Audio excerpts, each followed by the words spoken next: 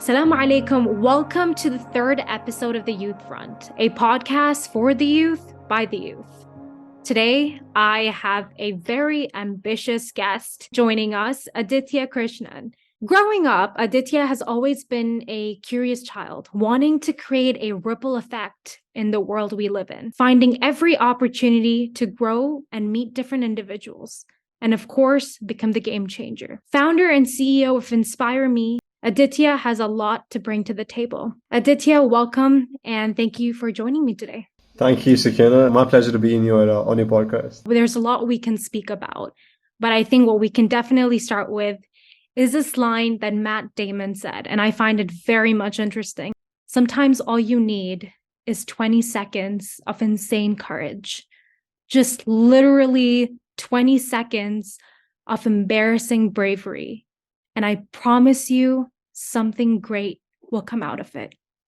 First of all, I want to know what your thoughts are on this quote. I remember when, well, at least in my perspective, when I was about to start InspireMe or something new, the first thought is, hey, what if it doesn't go well, or what if it isn't long term, right? I feel like for everything you want to do or everything you want to jump at, I think the best thing is just thinking about it for a bit, and then what matters is execution, right? Personally, what I can say with InspireMe at least, I had it on my dream board for a long time. Every day I woke up, I saw that, I'm like, okay, one day, right? And I got my day job, I got my revenue stream sorted out, and then I'm like, hey, this is a perfect opportunity. So to quote Matt Damon, that 20 seconds of taking that decision to start off InspireMe or start anything new, for me, it meant the world, and it's something very memorable to me, because if I didn't make the first call to call my first member on board, that is Shane, it would not have been possible. InspireMe would not have been here today. I completely agree. I think it's great that everyone has that moment in their life where they do have those 20 seconds where they have two decisions and they have to choose either one. And one is, I really want to do this, but it's risky, or I'm scared, or I don't know how it's going to go, and I don't know what's going to happen in the future. Or it's like, or I can just live my life as it is. I should not pursue my dream or passion or whatever it may be. When he said the 20 seconds of insane courage and the 20 seconds of embarrassing bravery takes a lot of willpower and strength, that 20 seconds probably feels like 20 years. Those 20 seconds pass. We don't realize that ripple effect. So whether that's, for example, the 20 seconds you took to think that, okay, I want to start this organization for the youth. I want to do something that probably happening in other places, but not here in Dubai itself. You decided it, you executed it. That didn't just remain as a thought or idea. It blossomed from a dream into reality. Since you've shared your 20 seconds, I want to share my 20 seconds. The first time I gave a speech when I was probably 12 years old. It's really hard for people to believe, but I could not do public speaking. Like, I'm telling you, you would tell me to speak and I would literally be panicking from inside. My parents really saw potential in me. I was just very scared. And I feel like fear is the reason that we are stopped from reaching our highest potentials in different aspects of our life. I took part in this competition in school for public speaking. And there I was standing in front of at least 500 people. And I forget my entire speech. I blank out. So I wasn't even holding my speech with me. I did so much just to come on the stage only to mess up. That is probably the key moments of my life where I felt like it changed me. Not because of the moment on stage where I was extremely embarrassed and I ended up walking off, but because when I got home, my mom and my dad, both of them were like, it's okay. That's exactly how you're going to grow. That's exactly how you're going to learn. Failing is inevitable. I mean, obviously, they didn't say that to 12-year-old Sakina, but that's what I'm saying. It's going to happen, whether we like it or not. But that's exactly what we need in our lives to become who we are truly meant to be. And that day I realized that I can become anything I dream to become or to be. It doesn't just stem from other people's support and encouragement, but it also has to come from within. I told myself that, sure, I was embarrassed. I literally stopped halfway in between in front of a large group of people, but that it doesn't stop there. And from that day onwards, I told myself that no matter what, I will always face my fear. And I said that I will look at fear in the eye and tell fear that it will not stop me from reaching where I know I can reach. Thank you for attending my TED Talk. I can only imagine, I mean, how it would have been for you. Like, for one thing to conquer your fears and do something you always want to do, it is a big deal. So, kudos to little Sakina. So, amazing. Have you ever felt something from when you were young, a moment where you had that 20 seconds of insane courage and embarrassing bravery? As a kid, me in my middle school self, peak puberty, right, and low self-esteem, and cherry on the top, I had a very bad case of stammering as well, right. One thing I believe in is I don't have no regrets till date, because I feel like everything that happened to me, good or bad, helped me to become the person I'm today, right. And I believe everything that is going to happen to me as well, it is for a reason, in a sense that it shapes the person I am today. Like, people who go through the worst things are the ones who turn out to be the most strongest. But in my perspective, in my journey as a kid, a stammering kid with low self-esteem in middle school, I always was kind of oppressed back then because of my stammering. So I myself believe that, hey, I cannot talk to people. I need to limit myself, right? And went to a point where I wanted to make it, but I really wanted to voice some opinions or wanted to get out of my shell. But I was again pushed back by people around me, taunting me, or just be like, hey, what's wrong with you? Just keep going, right? That for me, being trapped inside my own body was something really traumatic for me as a kid, and that taunting as well. But nonetheless, the way I see this is everything turned out to be good, because that 20 seconds where you mentioned was me going to India and so on and so forth. When I went to India, it was completely different environment. I had to adapt, right? Because one thing I personally believe in is the two most important qualities in a human is, one, to adapt, and two, to overcome and thrive. So for me, I had no choice but to adapt. Like, I had a choice about crying all day and escaping, but how long are you going to escape from your troubles, right? So my solution was only going head straight and going at it, right? I remember once my teacher called me out as well. She's like, what's wrong with you? Literally, what's wrong with that? I remember that day. And I took it hard at that time, and I'm happy I did, because only after that I took it hard. I really wanted to make a difference and show them what I'm made up of. I still remember that day. I came crying to my mom, and she's like, you know what, this is messed up. Let's go to school right now and make an issue about it, as every protective mom is. And I was in one corner, hey, please don't do that to me, because it's going to make me even worse. Nonetheless, all of this passed away. India was a big turning point for me. I had to adapt, right? I tried my best to talk to people and all of it. And I was slowly getting there. And then I get to know from my dad that I'm coming back to Dubai. Just when I was adapting the whole India environment. But this time I knew it was going to be a clean slate for me, right? I knew this is my chance to start over again. But the second time I came back to Dubai was one of the best comebacks, in my opinion, and was the biggest turning point in my life. I remember in primary school, I used to see these prefects and head boys talking on top of the stage. I'm like, one day I'll get there, right? And I got an opportunity to become the sports captain of JS, my high school. To get into that was a whole battle as well. I had to compete amongst crowd favorite. One thing about me is I'm very competitive. To become a sports captain for everybody, there's a time and place where we have to give a speech in front of the entire school, right? For me, giving that speech was the biggest time of my life, because I've never spoken in public speeches before, but I've always visualized myself or manifested myself talking in a big crowd. I remember that day came about, and I hyped myself so much. And I remember what he said as well. The fact that at the end of the day, you can have as many support systems as you can, but it's your battle. You got to face it. One thing I tell myself when I come across challenges is that all you got? Come at me. Till date, I can proudly say I'm my biggest motivator, and I have literally. It was literally, I look myself in the mirror, and it feels like a movie. I go like, is that all you got? And I remember I was clapping, I was hyping myself and trying to get out of the nervousness, right? I ran to the stage and goddamn gave one of the best speeches I've ever given in my life.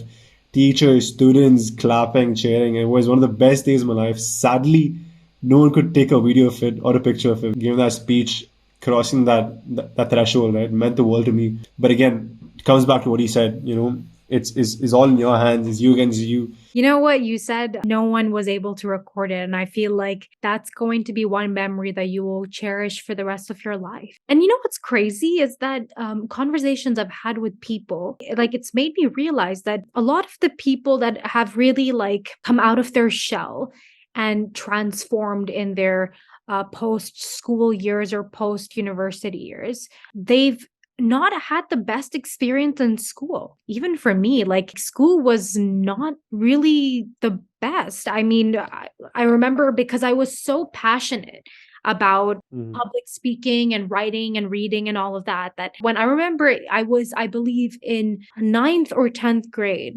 and we had to write some poetry. I was sitting in the front. There were like girls sitting in the back, like right behind me. When I stood up to share my poetry, I could hear those girls laughing at the back. And I was trying to figure out why. I was like, why are they laughing at me? Is it because I'm so passionate that you can see the passion like coming out of me? Or is it because they're just like, are they jealous? Are they envious of like what I do, what I write? Because my teacher loved it, but I didn't Mm-hmm. understand why were they laughing at my back. It hit me so hard that I almost teared up while those girls were right behind me laughing at the poetry that I had written. And in my mind, I was like, one day these girls are going to tell people that they knew me, that they Mm-hmm. knew Sakena in high school. Mm-hmm. And that just gave me the motivation and confidence that, you know what? I don't give a damn if Mm-hmm. people have an issue with me being passionate.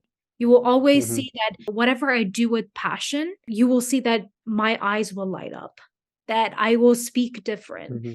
There will be energy bursting out of me. When you're passionate about something and you're doing it, it shows and it's different from the rest.